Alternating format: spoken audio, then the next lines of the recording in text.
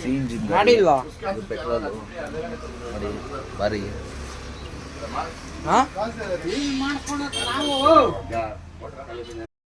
Friends, ನಮ್ಮ ಹುಡುಗನ auto ನೋಡಿ, ಹೊಸದು ಆಟೋ, 4 ಲಕ್ಷ ರೂಪಾಯಿ ಆಟೋ.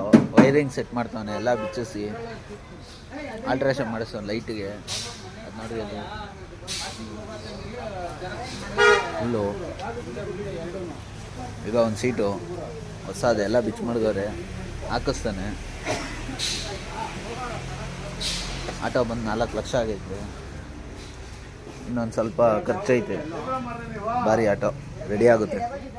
ಅಣ್ಣನೇ ಮಾಡ್ತಾ ಇರೋದು.